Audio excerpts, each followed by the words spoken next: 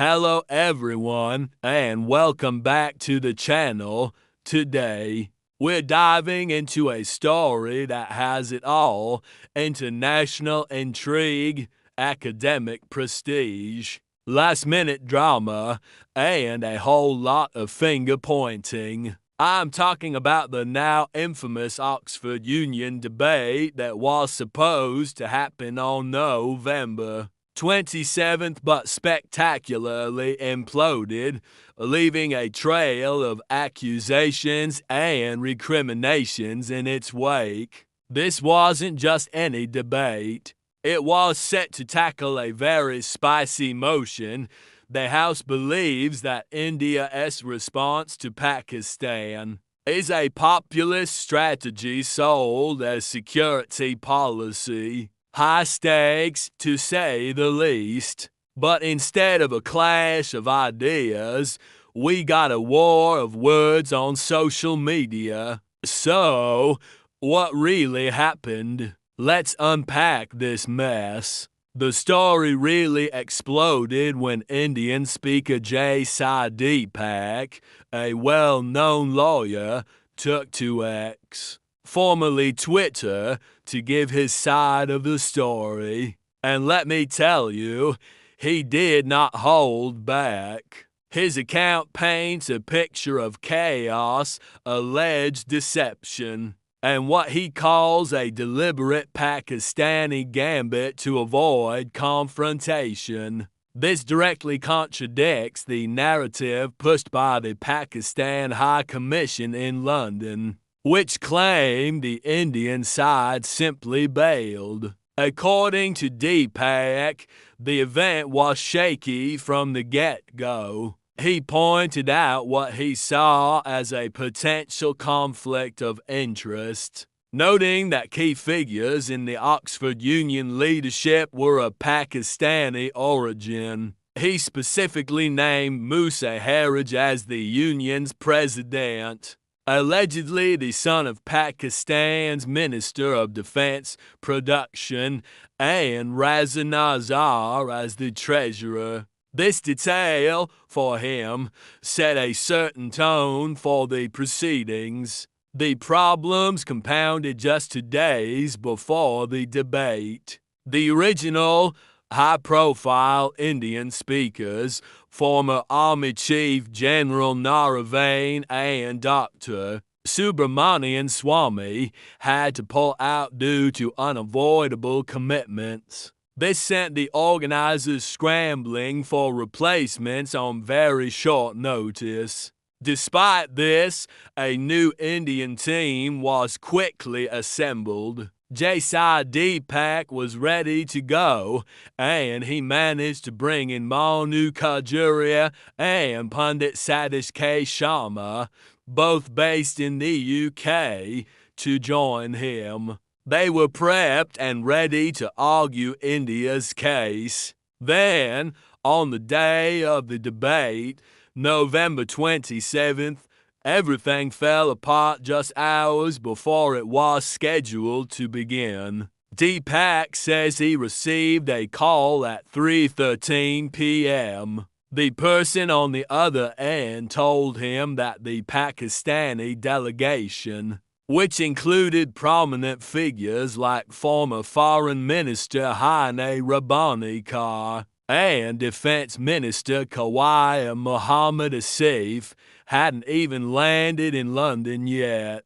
Hearing this, the Indian team, who were on their way to Oxford, decided it was pointless to continue the journey. It seemed the debate was off. But this is where the story takes a truly bizarre turn. A little while later, Deepak claims he received confirmation that the Pakistani delegation had, in fact, landed. Not only had they landed, but they were already checked into a hotel in Oxford itself. This new information completely changed the situation. It suggested that the earlier call was either a massive miscommunication or, as Deepak alleges, a deliberate piece of misinformation. Feeling blindsided and, frankly, played, Deepak issued a blistering statement. He accused the Pakistani side of deserting the battlefield even before the battle begins. He suggested they lacked the courage to face a live, unscripted debate and chose to duck out at the last minute using a smokescreen. He didn't stop there. He also heavily criticized the Oxford Union's leadership, accusing them of allowing their prestigious institution to be dragged in muck and effectively become a mouthpiece for the Pakistan High Commission's narrative. Strong words, indeed. The social media fallout was swift. Shiv Sena UBT lawmaker Priyanka Chaturvedi jumped into the fray, taking a sharp dig at the Pakistani side.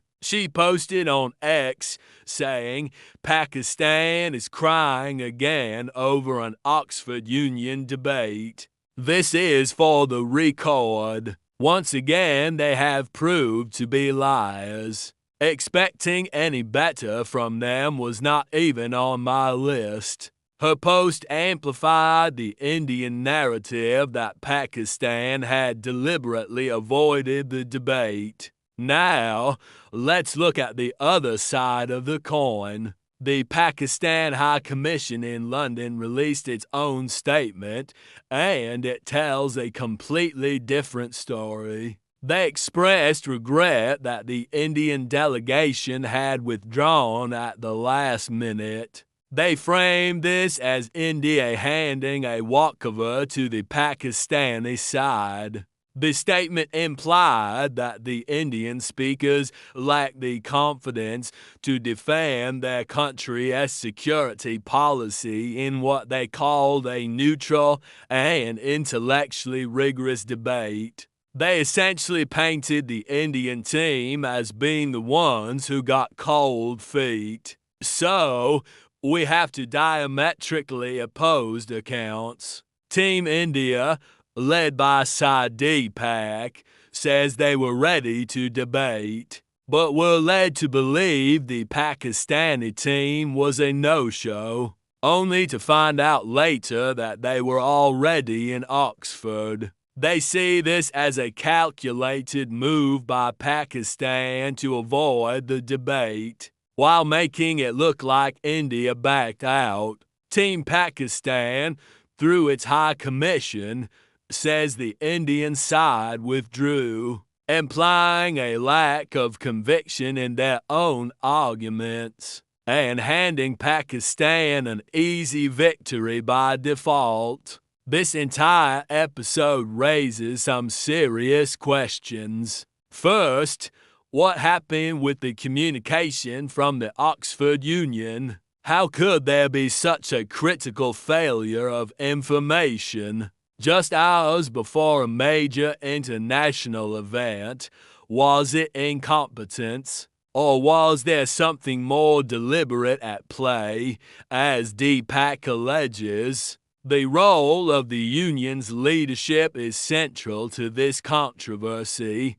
An institution like the Oxford Union, famed for its commitment to free speech and rigorous debate, now finds its reputation being questioned. Second, why would the Pakistani delegation allegedly engage in such a complicated maneuver? If they intended to debate, why the confusion about their travel and location? And if they didn't, why not just withdraw formally? Deepak's theory is that they wanted to create a situation where they could claim a victory without ever having to step onto the stage. It's a classic heads I win, tails you lose scenario. If the debate happened and they lost, it would be embarrassing. If it didn't happen and they could blame India, they could spin it as a moral victory. Third, the last-minute change in the Indian lineup is also a crucial factor. The withdrawal of General Naravane and Dr. Swami certainly weakened the star power of the Indian side. Was this a contributing factor? Perhaps the Pakistani side felt less compelled to debate against a replacement team. It's speculative, but it adds another layer to the complex dynamics at play. In the end, the real loser here is the spirit of debate itself. An opportunity for a robust, intellectual exchange on a critical geopolitical issue was lost.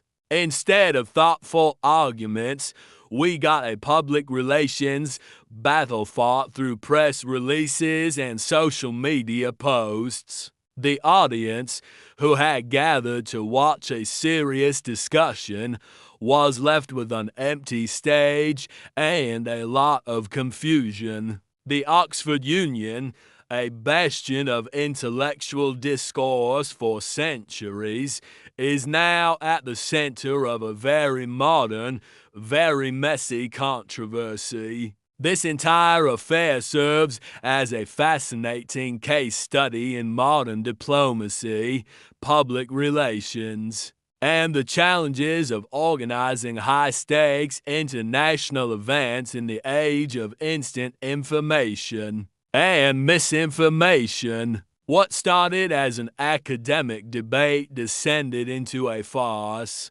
with both sides accusing the other of bad faith. It seems the real debate is no longer about India's security policy, but about who is telling the truth about what happened on November 27th at Oxford. What do you all think? Whose version of events do you find more plausible? Was this a calculated gambit, a series of unfortunate errors, or something in between? Drop your thoughts in the comments below. I'm really curious to hear your take on this. It's a complicated story with no easy answers. Thanks for tuning in to break this down with me. If you found this analysis interesting, please hit that like button and consider subscribing for more deep dives into stories like this. And don't forget to ring that notification bell so you never miss an update. Stay curious, and I'll see you in the next video.